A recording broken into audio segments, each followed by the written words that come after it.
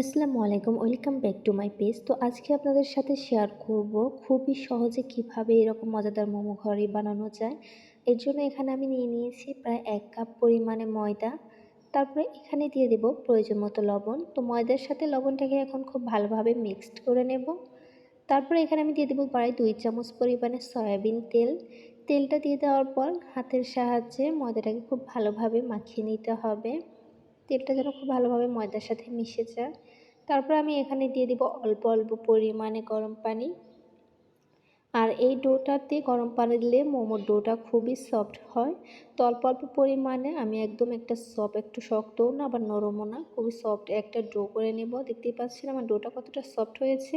তো এখানে আমি স্বল্প একটু তেল দিয়ে এভাবে হাত দিয়ে ৪-৫টা মাখিয়ে দিয়ে দেওয়ার পর তারপর এটাকে আমি রেস্টে রেখে দেবো ১০ মিনিটের মতো। আর মোমোর পুরের জন্য এখানে নিয়ে নিয়েছি আমি বোনলেস চিকেন আর নিয়ে নিয়েছি কাঁচামরিচ, দুটোকে একসাথে ব্লেন্ড করে নেব। তারপর চিকেনে দিয়ে দেব সয়া সস, টমেটো সস, স্বাদ মতো লবণ, আদা রসুনের পেস্ট, পেঁয়াজের কুচি, গাজর কুচি, তারপরে দিয়ে দেব সামান্য পরিমাণে গোলমরিচ।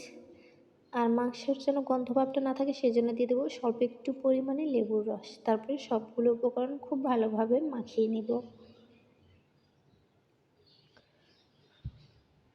তো ময়দার ডোটাকে এখন ২ ভাগে ভাগ করে নেব। আর আপনারা চাইলে ছোট ছোট লেচি কেটে রুটি বানিয়েও রুটি বেলে নিতে পারেন। এখানে আমি একটা বড় লেচি নিয়ে নিয়েছি আর এটাকে বেলুনের সাহায্যে খুব ভালোভাবে বেলে নিব। আর দেখতেই পাচ্ছেন এটার খুব পাতলাটা কতটা হয়েছে। তো একটা বাটির সাহায্যে এভাবে আমি গোল গোল করে কেটে নেব।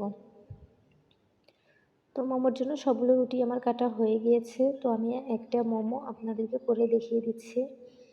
তো মাঝখানে পুরটা দিয়ে দেওয়ার পর চারপাশে এভাবে পানিটা দিয়ে দিলে মোমোটা আটকানোটা খুবই ভালো হয়।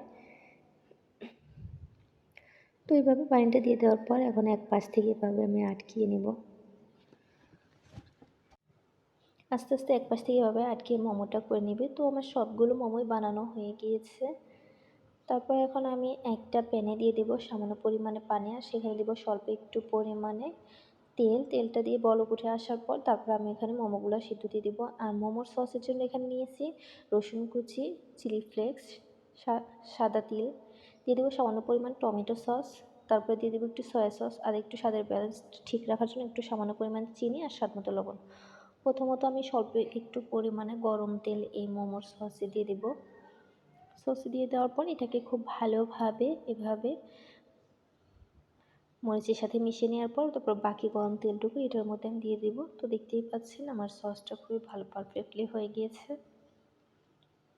তো এইভাবে মোমোটা করে নিলে মোমোর নিচে একটা ক্রাঞ্চি ভাব থাকে আর মোমোটা খেতেও বেশ ভালো লাগে। তো আমার সবগুলো মোমো আমি নামিয়ে নিয়েছি। তারপর এখানে আমি দিয়ে দিব একটু ধনিয়া পাতা, তারপরে দিয়ে দিব মোমোর সসটা। তো দেখতেই পাচ্ছেন মোমোটা কতটা সুন্দর হয়েছে। ধন্যবাদ সবাইকে আমার ভিডিওটি দেখার জন্য।